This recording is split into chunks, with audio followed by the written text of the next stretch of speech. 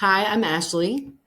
I am sitting down this week, as usual, to go over the latest data on Lake Lanier. And as always, I'm always looking for things that are interesting in the trends. So I figured I would try to bring you along this time and see kind of what I'm looking at, walk through how I look at data. And I thought it might be useful for people who live on the lake. If you're dreaming about living on the lake, or even if you just want to know what's going on, this can give you the inside scoop. I'd love to hear your thoughts when I'm done, because if you like this, I'll try to do it at least once a month and see if it might be useful for you. So the first thing is, gosh, you kind of can see on this map, there's a lot of data about what's happening on the lake at any given time. And there are homes that are either for sale, under contract, maybe that have recently come off the market because they expired or withdrew off the market, or ones that have closed recently. And so it's a lot. And every week I get more data that shows about changes that are happening on the market. And lines of data and data and data and data. Like, you can do so much with it. And one thing I learned when I was working in the pharmaceutical industry in an analytics role is data is great, and you can actually do a lot of things with data. But the best thing, if you learn how to take the data and then make decisions with it, then that's great. So that's what I'm going to try to show you today. So the first thing I'm going to focus on is the first thing I look at when I'm looking at data, which is property status changes. So what's the difference of what happened in the last quarter of 2024, so October through December of 2024, through this past quarter, January through March of 2024.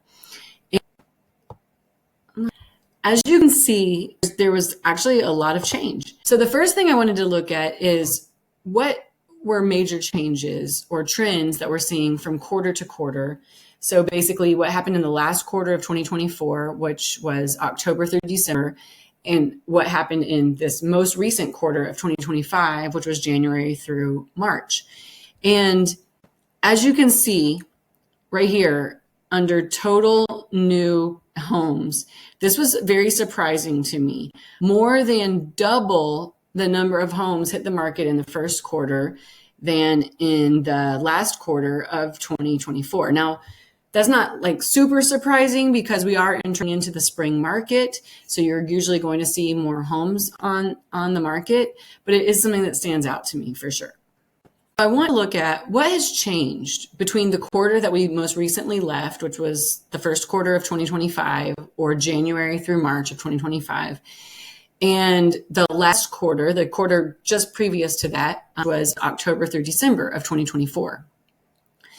And certain things didn't change too much from quarter to quarter, but certain things changed a lot. For example, the number of homes that were active on the market in the last quarter of 2024 dropped quite a bit into quarter one of 2025. The other thing that is interesting, even though the number of active homes on the market dropped, the number of new homes on the market actually more than doubled. So we're going to dig more into those interesting things that happened just to see what that might mean. So let's look at the new listings. The first thing I'm looking at is that in quarter one of 2025, we saw so many more homes hit the market than this same time last year. So normally I would say, yeah, sure, the first quarter of the year, you're going to see more homes on Lake Lanier because you're entering the spring market and people are ready to get their home on the market. But you notice it's like double. That's very, very interesting. But more listings on the market doesn't necessarily correlate to more sales. And that's why we also have to look at some other factors. Also going to break down these homes that were new to the market by their price point. And again, we're going to compare the same time last year just so that we're trying to compare as close as possible, apples to apples. So in all the price points, the number of homes pretty much doubled. And in the $2 million price point and higher, it more than doubled. Very interesting. The next thing is to see, okay, so we have these quarter to quarter things, and you can see kind of like the percentage of new homes on the market compared to active homes on the market. And a better way maybe to look at that is here. These blue charts are the same as these teal charts here. And then this red line represents the number of new properties on the market. These numbers are the percentage of the new homes on the market that are also the active homes. So you can see, very strangely and out of place, it seems, is that 85% of the new homes on the market in the first quarter that we just left were new out of all the total active homes on the market that quarter.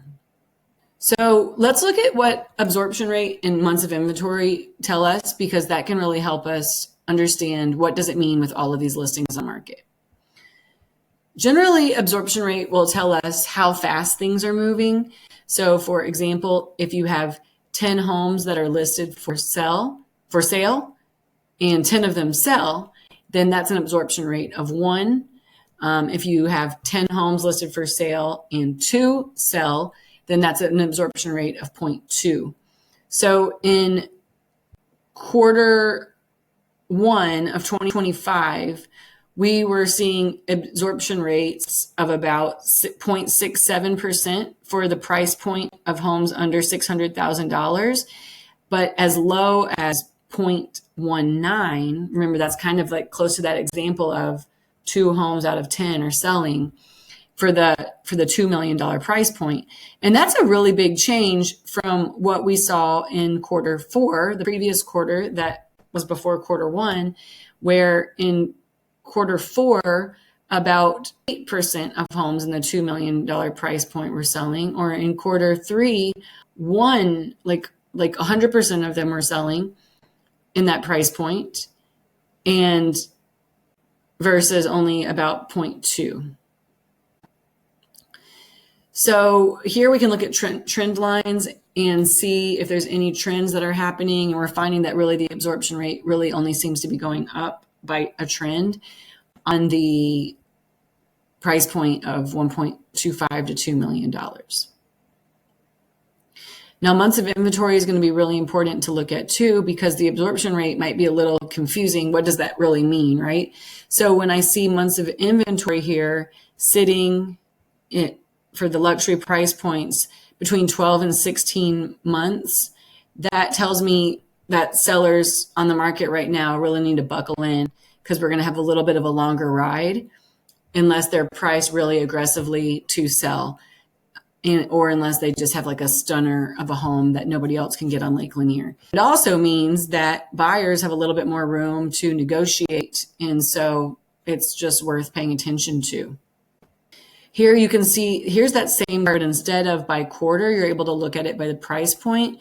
So you can see, again, the first quarter of last year, if you're trying to compare apples to apples to this first quarter that we just left, is pretty similar as far as both quarters, quarter 1 to 2024 and quarter 1 to 2025, increased across all the price points for the year, for their months of inventory. Part of that could be having to do with the political environment or the economic environment as well. So let's also look at the days on market. How long does a house stay on the market before it goes under contract on average on Lake Lanier? Well, in the first quarter of 2024, we ranged from about 48 to 110 days on the market, depending on the price point of the home. In this past quarter 1 that we just experienced, those days on the market rose to close to 60 days on the market for the lower price point homes, to all the way up to 130 to 140 days on the market for homes that were in the luxury range. It's a big gap, and that's really telling us a story about where buyers are as well, as far as what they're willing to afford and what they want to do. So if you're a seller and you're in this luxury space, you're really going to need to have realistic expectations and focus on standing out on your listings and or pricing aggressively. And then what this also tells us is that buyers have a lot more leverage right now. So if you're a buyer, it really might be your chance to get that dock you've been looking for or the view that you've been looking for on the lake.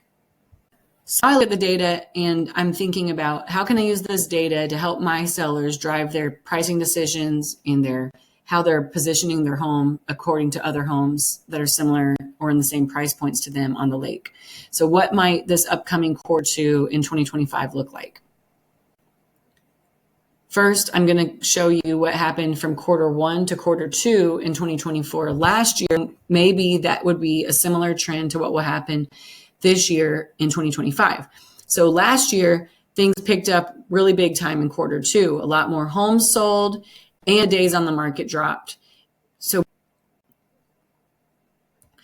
I think a reason for this is that at this time of year, many people are starting to really picture weekends out on the lake and the buying urgency is kicking in. So what that tells us for our sellers is if you're thinking about selling, you're actually right on schedule.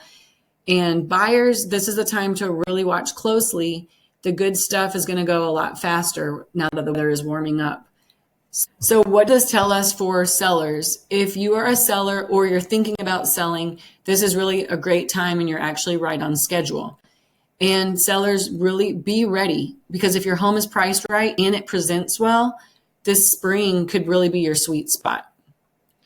If you are a buyer, this is the time to start your search. That way you're ready to move when the perfect spot comes along. Make sure you're already pre-approved, know how much you can afford, and so you can put in a strong offer, because the good stuff really tends to go quickly once the weather warms up. The other thing just to look at here, we were comparing the closed sales price point from quarter one to quarter two of 2024. Here, I've included those here again. Those are the blue and the red, but the gold is what just occurred this past quarter, January through March. So we will see a nice little jump in amount of homes that sell in the second quarter. Basically here, our luxury sectors saw really large increases last year from Q1 to Q2, and I can hope that that will happen again for quarter two in 2025. Now let's just quickly run through this by price range. So the same things that we just went over, but now we're going to kind of break it down by price range and see what that might mean for you. For homes that are under $600,000, the market's still really active. So here our blue bars are going to be our absorption rate that we talked about earlier, and the red line is going to be our months of inventory. So inventory is up, but in this price point, homes are moving fairly well.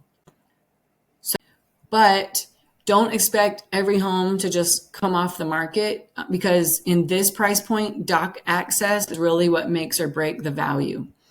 So if you're a buyer, prepared to act fast on homes, especially if they have full dock access. And if you're a seller, make sure that you price your house smartly and highlight any lake-friendly features, because that's what buyers in this price point are really looking for. Now, for the price point of between $600,000 and $875,000, this is really a balanced range. Buyers are shopping around, but they're also really picky here.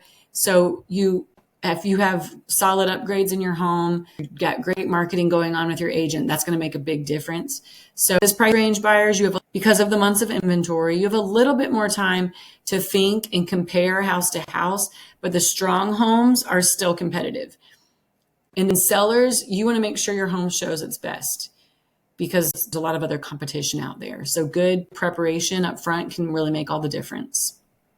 Oops, let's see. Okay, yeah. Now in the $875 to $1.25 million price point, this is lower right now. And what really surprised me is how much inventory shot up. And we're seeing that homes are staying longer. So this is definitely a price point where pricing matters. So buyers, it's also a great price point for you to negotiate and shop to get your value that you want. Sellers, if you've been sitting on the market for a while, you may want to consider freshening up your photos, adjusting your price. Talk to your agent about different kinds of marketing that they can do to get in front of different types of people, especially if your house has been sitting on the market.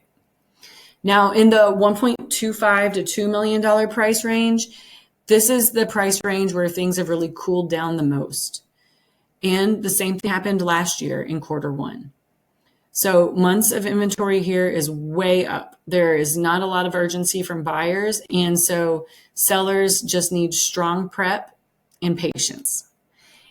Buyers, If you have time, you really can take your time to compare thoroughly each home that's on the market and then make the move when the right one hits for you. But make sure, I mean, other people are doing the same thing. So if you feel like it's the right one, make sure you take it. Sellers, you need to really plan ahead and work with an agent who knows how to market to this segment. Make sure you're asking your agent, how are you going to set my home apart? And what are ways that you have done that before for this price point and for this type of buyer?